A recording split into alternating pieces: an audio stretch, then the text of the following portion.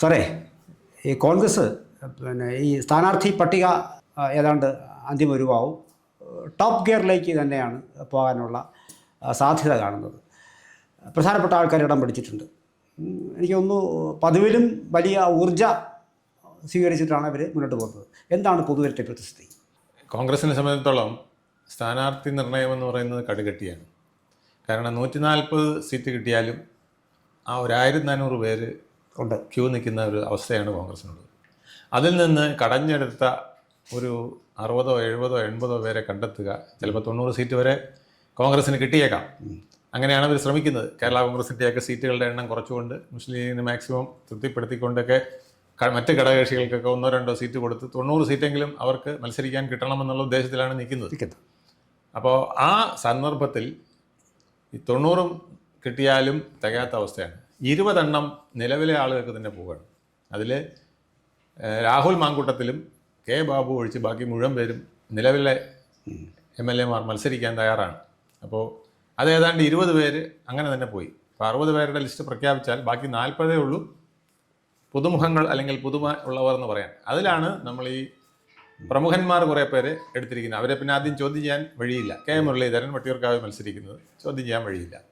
നേമത്ത് ആര് മത്സരിച്ചാലും അവർക്കെതിരെ വേറെ ആരും വരാൻ വഴിയില്ല. അവിടെയാണ് വൈഷ്ണ സുരേഷിനെ ഇട്ടിരിക്കുന്നത്.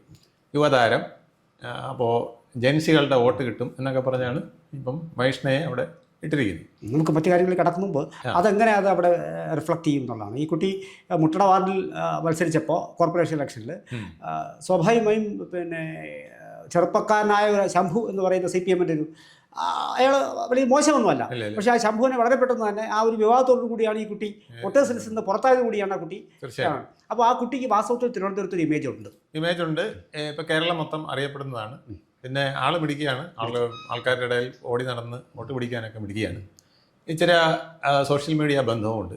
പക്ഷേ രാജീവ് ചന്ദ്രശേഖർ അതുപോലെ സോഷ്യൽ മീഡിയയിലും യുവാക്കൾക്കിടയിലും നിറഞ്ഞു നിൽക്കുന്ന ഒരാളാണ്. അദ്ദേഹം വേറൊരു വിധത്തിൽ ഗ്ലാമർ താരമാണ്. യുവാക്കൾക്കിടയിൽ, ജൻസികൾക്കിടയിൽ അദ്ദേഹം പണ്ടേ അറിയപ്പെടുന്ന ഒരാൾ തന്നെയാണ്. പിന്നെ നിയമം എന്ന് പറയുന്നത് കോൺഗ്രസ് BJP സംബന്ധിച്ചിടത്തോളം അവരുടെ ഒരു കോട്ടയാണ്. ആ കോട്ടയിൽ എത്രത്തോളം വിള്ളൽ ഉണ്ടാക്കാൻ കഴിയുമെന്നുള്ളത് മാത്രമേ നോക്കാനുള്ളൂ. അതിൽ വലിയ വിള്ളൽ വരാൻ സാധ്യതയില്ല. പക്ഷേ ഈ വൈഷ്ണവ് സ്ഥാനാർത്ഥിയായി വന്നാൽ ഒരുപക്ഷെ LDF-ൻ്റെ കുറേ ജൻസികൾ അങ്ങോട്ട് പോകുമോ എന്നുള്ളത് നമുക്ക് നോക്കാനുള്ളൂ. ചിലപ്പോൾ രണ്ടാമത് വൈഷ്ണവ് വരാനുള്ള സാധ്യത കൂടുതലായി വന്നേക്കാം. മുരളീധരൻ പിടിച്ചതിലും ഒരു വോട്ട് കൂടുതൽ പിടിച്ചാൽ അത് ചിലപ്പോൾ അപകടം ഇത്തവണ BJP-ക്ക് ആയിരിക്കില്ല, കൂടുതൽ സംഭവിക്കുന്നത് LDF-നായിരിക്കും. അതിനുള്ള സാധ്യത കൂടുതലാണ്. മറ്റ് മണ്ഡലങ്ങളിലേക്ക് വരുമ്പോൾ ഏറ്റവും പ്രധാനപ്പെട്ടത് ഇപ്പം ഹോട്ട് കേക്കായിട്ട് നിൽക്കുന്നത് പത്തനാപുരമാണ്.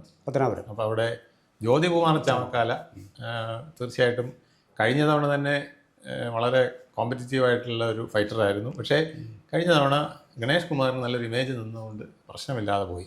ഇത്തവണ ഗണേഷ് കുമാറിൻ്റെ ഇമേജിന് കുഴപ്പമൊന്നുമില്ല, അതൊരു നെഗറ്റീവ് ഇമേജ് ആയിട്ടുണ്ടോ എന്നുള്ളതേ മാത്രമേ നോക്കേണ്ടതുള്ളൂ. ഇപ്പം നെഗറ്റീവ് ഇമേജിനും വോട്ട് കിട്ടുന്ന ഒരു കാലമാണിപ്പോൾ.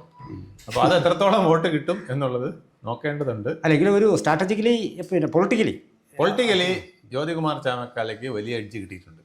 ഒരു പക്ഷേ സ്ത്രീകളുടെ പ്രക്ഷോഭങ്ങളും ഒക്കെ ജ്യോതികുമാർ ചാമക്കാല അവിടെ, അല്ലെങ്കിൽ സ്ത്രീകളെ ശാക്തീകരണത്തിന് വേണ്ടിയിട്ട് നിൽക്കുന്ന ഒരു ആളെന്നുള്ള നിലയ്ക്ക് ജ്യോതികുമാർ ചാമക്കാലയ്ക്ക് സ്ത്രീകൾ വോട്ടർമാർക്കിടയിൽ ഈ ഒരു പ്രശ്നം വളരെ വലുതായിട്ട് ഉന്നയിക്കാൻ കഴിഞ്ഞേക്കാം. അത് അദ്ദേഹത്തിന് വോട്ടായി മാറാനുള്ള സാധ്യതയും കൂടുതലാണ്. പിന്നെ വിഷ്ണുനാഥ് കുണ്ടറ മത്സരിക്കുന്നു. ഇത്തവണയും അദ്ദേഹത്തിന് വലിയ പരിക്കൊന്നും ഏൽക്കാതെ പോകാൻ കഴിയുമെന്നാണ് പൊതുവെയുള്ള രാഷ്ട്രീയ സാഹചര്യങ്ങൾ വെച്ച് നോക്കുമ്പോൾ വലിയ പ്രശ്നം ഇല്ല എന്നുള്ളതാണ്.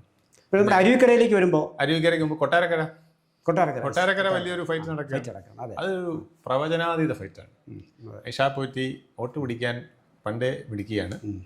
R ബാലകൃഷ്ണൻ ഉള്ള എന്ന കൊട്ടാരക്കരയുടെ കാരണവരെ മുട്ടുകുത്തിച്ച ഐഷാ പോറ്റിക്ക് അവിടെ ബാലഗോപാലിനെ എണ്ണ തേപ്പിക്കാൻ അധികം ബുദ്ധിമുട്ട് വരില്ല എന്ന് ഒത്തിരി പേര്. വലിയ കൗതുകം ഉണ്ടാക്കുന്ന ഒരു മത്സരമായിരിക്കും. അതെ, വലിയ കൗതുകം ഉണ്ടാക്കുന്ന മത്സരമാണ്. പക്ഷേ LDF വിട്ടുകൊടുക്കാൻ വഴിയില്ല. ഇപ്പോൾ ധനകാര്യമന്ത്രി എന്നൊക്കെ ഉള്ള നിലയിൽ ഒരുപാട് ആനുകൂല്യങ്ങളൊക്കെ ആളുകൾക്ക് കൊടുത്തതൊക്കെ അങ്ങനെ ബാലഗോപാലും തെറ്റില്ലാതെ നിൽക്കുകയാണ്. അപ്പോൾ അവിടെ ഒരു തീ പാറുന്ന പോരാട്ടം നടക്കും, യാതൊരു സംശയവുമില്ല. ഇനി കുറച്ചുകൂടെ അങ്ങോട്ട് മാറി കൊല്ലത്തേക്ക് ചെല്ലുമ്പോൾ കൊല്ലത്തെ പിക്ചറിൽ ഇതിപ്പോൾ കുണ്ടറയൊക്കെ നമ്മൾ പറഞ്ഞത് കൊല്ലത്തെ പിക്ചറിലാണ്. കൊല്ലം മണ്ഡലത്തിൽ ബിന്ദു കൃഷ്ണ സ്ഥാനാർത്ഥിയായി. കഴിഞ്ഞ തവണ തന്നെ ബിന്ദു കൃഷ്ണയ്ക്ക് നല്ല ജയിച്ചിട്ടില്ല, പക്ഷെ നല്ല ഒരു മുന്നേറ്റത്തിനുള്ള സാധ്യത ഉണ്ടായിരുന്നു. പിന്നെ ഒരു ഇടതുപക്ഷ തരംഗം പോലെയാണ് കഴിഞ്ഞ തവണത്തെ വോട്ടിംഗ് പോയത്. പിന്നെ മുകേഷിൻ്റെ ഇമേജിന് ഇത്ര വലിയ കോട്ടവും അന്ന്, അല്ലെങ്കിൽ മുകേഷിൻ്റെ പ്രവൃത്തി കൊണ്ട് ഇത്ര വലിയ കോട്ടവും ആ മണ്ഡലത്തിൽ വന്നിട്ടില്ലായിരുന്നു. അപ്പോൾ ഇത്തവണ അതല്ല, ഇനി ഏത് സ്ഥാനാർത്ഥി നിന്നാലും മുകേഷിൻ്റെ ഒരു ബ്ലാക്ക് ഷാഡോ അവിടെ കിടക്കും. ആ ഷാഡോ എങ്ങനെ അവർക്ക് അതിജീവിക്കാൻ കഴിയുമെന്നുള്ളത് ഇടതുമുന്നണിയുടെ സ്ട്രാറ്റജി അനുസരിച്ചിരിക്കും. അതുകൊണ്ടാണ് ഒരു പക്ഷേ സീറ്റ് ലഭിക്കില്ല എന്നൊരു ഘട്ടം വന്നപ്പോഴൊക്കെ ഒരു പിടിവാശി ഇതിനകത്ത് വന്നത് അതുകൊണ്ടാണ്. അതെ തീർച്ചയായിട്ടും അവിടെ മത്സരിക്കാൻ പലർക്കും അത്രയ്ക്കൊരു ധൈര്യം പോരായിരുന്നു. പിന്നെ ഇപ്പോൾ ആ മത്സരം വളരെ നിർണായകമായി മാറാൻ പോകുന്നു. ബിന്ദു കൃഷ്ണയ്ക്ക് അവിടെ ഒരു എഡ്ജ് ഇപ്പോഴുണ്ട്. അത് നമുക്ക് അടുത്ത ഇടതുപക്ഷ പ്രചരണം കൂടെ കഴിഞ്ഞിട്ടേ നമുക്ക് പൂർണ്ണമായിട്ട് പറയാൻ കഴിയൂ എന്നുള്ളതാണ് അവസ്ഥ. പിന്നെ ചടയമംഗലത്ത് ചന്ദ്രശേഖർ അത്ര വലിയ ശക്തിയാണെന്ന് എനിക്ക് തോന്നുന്നില്ല. കാരണം ചടയമംഗലം CPIയുടെ ഒരു കോട്ടയാണ്. CPI അവിടെ ഇത്തവണയും കടന്നുകൂടാനാണ് സാധ്യത കൂടുതൽ. ഉറപ്പായും അതിൻ്റെ ഒരു മണ്ഡലത്തിലെ സ്വഭാവം വെച്ച് നോക്കുമ്പോൾ ചടയമംഗലത്ത് ചന്ദ്രശേഖരൻ ചടഞ്ഞിരിക്കാനാണ് സാധ്യത. പക്ഷേ ചടയമംഗലത്തിലേക്ക് പിന്നെ കോൺഗ്രസിൽ നിന്നല്ല മറ്റാൾക്കാർ ശക്തമായി പിന്നെ കുറച്ച് ഈ വടക്കോട്ട് മാറിയുള്ള ആൾക്കാർ പോലും ചടയമംഗലത്തേക്ക് ആഗ്രഹിച്ചിരുന്നൊരു സീറ്റാണ്. അവിടെയാണ് ചന്ദ്രശേഖരൻ നിൽക്കുന്നത്. അതെ. ഇനി അടുത്ത പിന്നെ നമുക്ക് നോക്കാനുള്ള അരുവിക്കര. ഇപ്പോൾ തിരുവനന്തപുരം മണ്ഡലത്തിൽ വാശിയോടെ നിന്നയാളാണ് ശിവകുമാർ. തിരുവനന്തപുരം മണ്ഡലം എനിക്ക് വേണം, അത് ഞാൻ ജയിച്ചിട്ടുള്ള മണ്ഡലമാണ്. പ്രത്യേക മീറ്റിംഗ് ഒക്കെ ഇപ്പോൾ കഴിഞ്ഞ ദിവസങ്ങളിൽ വാർത്ത വന്നു. ഞാൻ MP ആയിരുന്നപ്പോഴും ഞാൻ തന്നെയാണ് അവിടെ ഭൂരിപക്ഷം നേടിക്കൊണ്ടിരുന്നത്. പിന്നെ ഞാൻ അസംബ്ലിയിൽ അവിടെ ജയിച്ച സ്ഥലമാണ്. അതുകൊണ്ട് എനിക്ക് അവിടെ വേണം എന്ന് പറഞ്ഞ് കൈപ്പത്തി ചിഹ്നം പലയിടത്തും പ്രത്യക്ഷപ്പെടുകയൊക്കെ ചെയ്തു, മണ്ഡലത്തിൽ പലയിടത്തും. അപ്പോൾ നമ്മൾ വിചാരിച്ച് മിക്കവാറും പിന്നെ CP ജോണിൻ്റെ കാര്യം കഷ്ടത്തിലാവും. അദ്ദേഹം ഇനി വല്ല വടക്കോട്ടും ഓടി വല്ല സീറ്റും കണ്ടെത്തേണ്ടി വരും, മുസ്ലിം ലീഗിൻ്റെ ഏതെങ്കിലും സീറ്റുകൾ കൊടുക്കേണ്ടി വരും എന്നാണ് വിചാരിച്ചത്. CP ജോണിനെ സഭയിൽ എത്തിക്കാനുള്ള ബാധ്യത കോൺഗ്രസിനുണ്ട് തീർച്ചയായിട്ടും. കഴിഞ്ഞ തവണ തന്നെ CP ജോണിനെ എൻ്റെ പരാജയം പലർക്കും വളരെ വലിയ ദുഃഖം വന്നതാണ്. കാരണം CP ജോൺ എന്ന് പറയുന്നത് മാർക്സിസ്റ്റ് പാർട്ടിയിൽ അദ്ദേഹം നിന്നിരുന്നെങ്കിൽ ഇതിനു മുമ്പേ ഇവിടെ പല പ്രാവശ്യം ധനമന്ത്രിയോ അല്ലെങ്കിൽ തദ്ദേശ സ്വയംഭരണ വകുപ്പ് മന്ത്രിയോ ഒക്കെ ആയിട്ട് വളരെ ഷൈൻ ചെയ്തു പോകേണ്ട ഒരാളായിരുന്നു അദ്ദേഹം. ആരുടെ സമകാലികനാണെന്ന് ചോദിച്ചാൽ എനിക്ക് പറയാൻ പറ്റുന്നത് സീതാറാം യെച്ചൂരിയുടെ സമകാലികനാണെന്ന് വേണമെങ്കിൽ പറയേണ്ടി വരും. കാരണം സീതാറാം യെച്ചൂരി ഇദ്ദേഹം SFIയുടെ അഖിലേന്ത്യാ ജനറൽ സെക്രട്ടറി വൈസ് പ്രസിഡന്റ് ആയിരിക്കുമ്പോൾ പ്രസിഡന്റ് ആവാനായിട്ട് അടുത്തത് പിന്നെ CP ജോൺ ആണെന്ന് പറഞ്ഞുകൊണ്ടിരിക്കുമ്പോഴാണ് സീതാറാം യെച്ചൂരിക്ക് വേണ്ടിയിട്ട് VS റെക്കമെൻഡ് ചെയ്യുന്നത്. അപ്പോൾ സാക്ഷാൽ EMSും അതിനെ അനുകൂലിച്ചു. ഒരു പക്ഷേ EMSൻ്റെ അടുത്ത് ഒരു സങ്കടം പറഞ്ഞിരുന്നെങ്കിൽ അന്ന് CP ജോണിന് കിട്ടിയതിനെ CP ജോൺ അതിന് മുതിർന്നില്ല എന്നുള്ളതാണ് കഥ കേൾക്കുന്നത്. അപ്പോൾ അത്രയ്ക്ക് സീനിയറായ ആള് ഒരു പക്ഷേ സുരേഷ് കുറുപ്പിൻ്റെയൊക്കെ ഒപ്പം രാഷ്ട്രീയത്തിൽ പയറ്റിയിരുന്ന യുവജന പ്രസ്ഥാനത്തിൽ പയറ്റിയിരുന്ന വിദ്യാർത്ഥി പ്രസ്ഥാനത്തിൽ പയറ്റിയിരുന്ന ആള് M.V. രാഘവൻ്റെ കൂടെ പോയി എന്നുള്ളത് മാത്രമാണ് അദ്ദേഹത്തിന് രാഷ്ട്രീയത്തിലൊരു വഴിത്തിരിവായത്. M.V. രാഘവൻ്റെ കൂടെ പോയപ്പോഴും അദ്ദേഹത്തിന് വിജയിക്കാൻ കഴിയുന്ന ഒരു മണ്ഡലം കൊടുക്കാൻ UDFന് കഴിഞ്ഞില്ല എന്നുള്ളതാണ്. അത് ഇപ്പോൾ ഇത് പരിഹരിച്ച് തിരുവനന്തപുരത്ത് നിർത്തി അദ്ദേഹത്തിനെ വിജയിപ്പിക്കണം എന്നുള്ളതാണ് അവർ ആഗ്രഹിക്കുന്നത്. പക്ഷെ ഇതിനകത്ത് പിന്നെ രണ്ട് കാര്യങ്ങൾ കൂടി അടുത്ത ഘട്ടത്തിലേക്ക് പോകും സാർ. ഇതിനകത്ത് നമ്മൾ ശ്രദ്ധിക്കപ്പെടുന്നത് പക്ഷേ ഇത്തരം കാര്യങ്ങളായിട്ട് മുന്നോട്ട് പോകാണ് കോൺഗ്രസ് പട്ടികയുമായിട്ട്. പക്ഷേ നമുക്കിതിനകത്ത് ശബരിനാഥൻ വാസ്തവത്തിൽ ഇവിടെ പെട്ടുപോയി. അരുവിക്കര ഇപ്പം ശിവകുമാറിന് കിട്ടിയപ്പം ശബരിനാഥൻ ട്രാപ്പിലായിപ്പോയി. അത് പക്ഷേ ഇത് പിന്നെ അവർ പ്രതീക്ഷിച്ച ഗുണം കോർപ്പറേഷനിൽ ശബരിനാഥൻ നിന്നതുകൊണ്ട് പ്രത്യേകിച്ച് മേൽക്കൈയൊന്നും കോൺഗ്രസിന് അവിടെ കിട്ടിയിട്ടില്ല, ഉണ്ടാക്കാൻ പറ്റിയില്ല. പക്ഷേ ശബരിനാഥൻ നിന്നില്ലായിരുന്നെങ്കിൽ ഒരു പക്ഷേ BJPക്ക് 51 സീറ്റായേനെ അവിടെ. തിരുവനന്തപുരത്ത് 51 സീറ്റ് കിട്ടിയേനെ. കാരണം നമ്മുടെ കവടിയാർ വാർഡിൽ ജവഹർനഗർ അല്ലേ, കവടിയാർ വാർഡിൽ ശബരിനാഥ് നിന്നതുകൊണ്ട് മാത്രമാണ് ചെറിയ വോട്ടിന് 96-97 വോട്ടിന് മധുസൂദനെ തോൽപ്പിക്കാൻ കഴിഞ്ഞത്. അല്ലെങ്കിൽ അവിടെ അദ്ദേഹം വിജയിച്ചു വന്നേനെ BJP. രണ്ടാമത് തൊട്ടടുത്ത് 97 വോട്ടേ അദ്ദേഹത്തിന് ശബരിനാഥ് ആയിട്ട് പോലും അത്ര വോട്ടിന്റെ വ്യത്യാസമേ ഉണ്ടായിരുന്നുള്ളൂ. ഒറ്റ വോട്ടിനാണ് തോറ്റത്. അത് കഴിഞ്ഞ തവണ തോക്കുന്നതിന് വേറൊരു കാര്യമുണ്ട്. ശംഖടയാളത്തിൽ വേറൊരു സ്ഥാനാർത്ഥിയും കൂടെ നിന്നിരുന്നു. അവരും പിന്നെ തിരുവനന്തപുരം വികസന മുന്നേറ്റത്തിന് അല്ല, ഈ ശബരി ഇപ്പോൾ ശബരിക്ക് എനിക്ക് തോന്നുന്നു 75-85 വോട്ടുകളാണ് ഭൂരിപക്ഷം ഇപ്പോൾ ഉള്ളത് ഈ കോർപ്പറേഷൻ. പക്ഷേ അവിടെ BJPക്ക് ഒരു വിമതനം കൂടി ഉണ്ടായിരുന്നുള്ള അതേ ഇതിനും കൂടി വോട്ട് പിടിച്ചു. അപ്പോൾ എന്തായാലും അത് പോട്ടെ. പക്ഷേ ശബരിക്ക് ഈ ദിവസഭ ഒരുപക്ഷെ ശബരിയെ മിസ് ചെയ്യും. ശബരിക്ക് രാഷ്ട്രീയമായ ഒരു വലിയ പുറകോട്ട് പോക്കാണ് വന്നിരിക്കുന്നത്. അതാണ്. പിന്നെ അദ്ദേഹത്തിൻ്റെ അച്ഛൻ കാർത്തികേയൻ നിന്നിരുന്നെങ്കിൽ ശബരിയെ തദ്ദേശ ഭരണ തെരഞ്ഞെടുപ്പിൽ മത്സരിച്ചവന് ഇറങ്ങിച്ചെന്ന് മുണ്ടും മടക്കി കുത്തി കൊങ്ങയ്ക്ക് പിടിച്ച് അടി കൊടുത്തത്. അതെ അതെ. കാരണം അതൊരു രാഷ്ട്രീയമായി ശബരിയോട് ചെയ്ത ഒരു ചതിയായിപ്പോയി. സാർ, അപ്പോഴും ഒരു ചോദ്യം ഞാൻ ചോദിച്ചോട്ടെ. ഇപ്പോൾ വൈഷ്ണവ് സുരേഷ് ഇവിടുന്ന് പിന്നെ മുട്ടടയിൽ നിന്നും മുട്ടടവാടിൽ നിന്നും കോർപ്പറേഷനിലുണ്ട്. വൈഷ്ണവയ്ക്ക് നിയമത്തിൽ സീറ്റ് കൊടുക്കുന്നു.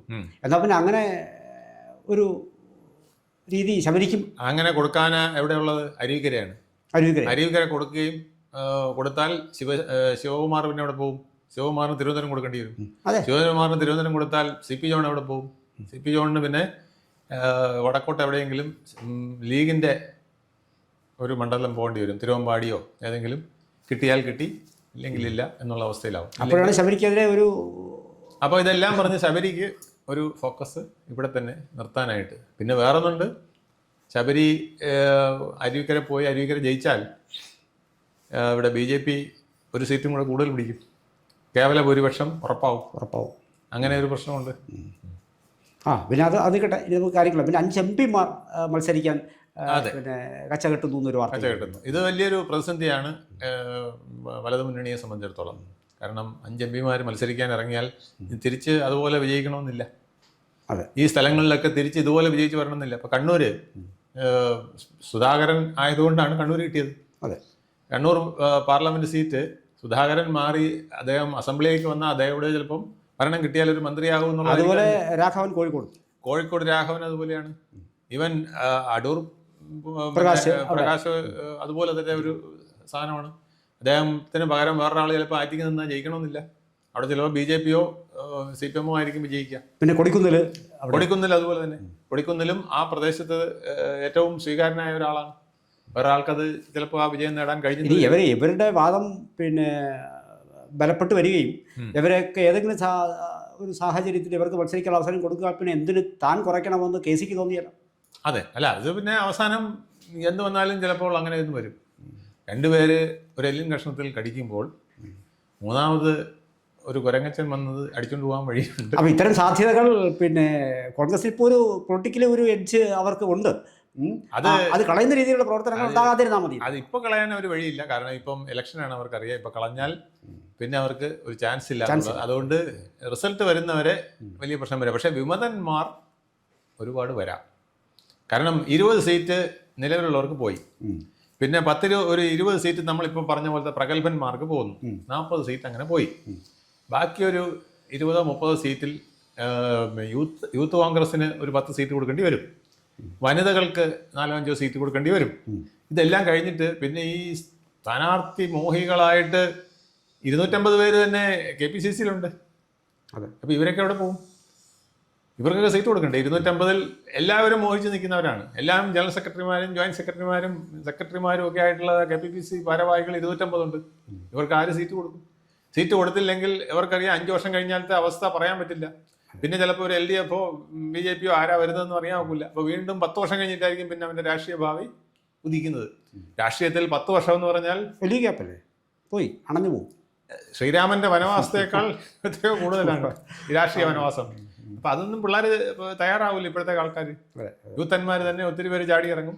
കോൺഗ്രസിലെ മുതിർന്ന കളവന്മാർ എനിക്കൊരു 10 വർഷം കഴിഞ്ഞിട്ട് എനിക്കൊരു ആയുസില്ല, ചാൻസ് ഇല്ല. ഇപ്പം 65 75 ഒക്കെ വിചാരിക്കും. അന്ന് ഞാൻ ജീവിച്ചിരിക്കുമെന്ന് തന്നെ അറിയില്ല. അപ്പോൾ ഈ ഇലക്ഷനിൽ ഒന്നുകിൽ ജയിക്കുക, ഇല്ലെങ്കിൽ വിമതനായിട്ട് നിൽക്കുക, ഇല്ലെങ്കിൽ CPM-ന്റെ പിന്തുണ കിട്ടുമെങ്കിൽ അങ്ങനെ, BJP-യുടെ പിന്തുണ കിട്ടുമെങ്കിൽ അങ്ങനെ ഒക്കെ നോക്കാമെന്ന് വിചാരിച്ചറിയും. അതുകൊണ്ട് ഇനി വരാനിരിക്കുന്ന നാടകം പറഞ്ഞറിയിക്കുക വയ്യ. എന്തായാലും കോൺഗ്രസ് പിന്നെ പൂർവാധികം ശക്തിയോടുകൂടിയാണ്. കോൺഗ്രസ്സിന് ഇപ്പോൾ എന്ത് വന്നാലും അവർക്ക് ശക്തി കൂടുതലാണ്, സംശയമില്ല. ഇനിയിപ്പോൾ വിമതൻ വന്ന് നിന്നാലും കോൺഗ്രസിനെ സംബന്ധിച്ചിടത്തോളം ഇപ്പം ശക്തി കൂടുതലാണ്. കാരണം ഇതിനേക്കാൾ വലിയ വിമതൻ ഇപ്പം കോൺഗ്രസിന് കിട്ടാൻ പോവാണ്. G സുധാകരൻ എന്നൊരു വിമതനെ കിട്ടിക്കഴിഞ്ഞാൽ ചില സീറ്റുകൾ അങ്ങനെ വെച്ചിട്ടുണ്ട്. അതിൽ പരം വലിയൊരു ഗോള് ഷൊർണൂർ PK ശശി. തീർച്ചയായിട്ടും ഷൊർണൂർ PK ശശി നിൽക്കുന്നു. ഇവിടെ പിന്നെ ആലപ്പുഴ ആലപ്പുഴ കായംകുളം അല്ല ഇത് അദ്ദേഹം അമ്പലപ്പുഴ മണ്ഡലത്തിൽ മത്സരിക്കുന്നു. ഇനി കണ്ണൂരിൽ ചില അത്ഭുതങ്ങൾ സംഭവിക്കുന്ന പറയുന്നത്. അതെ അതെ കണ്ണൂരിൽ പാർട്ടി ക്വാർട്ടറുകളിൽ വരെ ചില വിമതന്മാർ വരികയോ അല്ലെങ്കിൽ പിന്നെ എതിർ കക്ഷിക്ക് വോട്ട് ചെയ്യാൻ പ്രേരിപ്പിക്കുന്ന വിധത്തിൽ ചില CPM പ്രവർത്തകർ വരികയോ ചെയ്യുമെന്നാണ് പറയുന്നത്. കേൾക്കുന്നുണ്ട്. ചില യുവാക്കളുടെ പേരും വളരെ അത് കാസർഗോഡും ഉണ്ട്, കണ്ണൂരും ഉണ്ട്. ഉണ്ട്. അപ്പോൾ അതൊക്കെ ഇനി നമുക്ക് കണ്ടറിയാനുള്ള പൂരമാണ്. എന്തായാലും ഇലക്ഷൻ മാമാങ്കം പൊടി പിടിക്കാൻ പോവുകയാണ്. ഞങ്ങൾ തയ്യാറാണ് എന്ന് കോൺഗ്രസ് പ്രഖ്യാപിച്ചു കഴിഞ്ഞു. തീർച്ചയായിട്ടും. കൂടുതൽ വാർത്തകളും വിശേഷങ്ങളും നേരിട്ട് ലഭിക്കാൻ ജനങ്ങളിൽ നിന്ന് ജനങ്ങളിലേക്ക് ജനഭൂമി ന്യൂസ് സബ്സ്ക്രൈബ് ചെയ്യൂ. ബെൽ ബട്ടൺ അമർത്താനും മറക്കരുത്.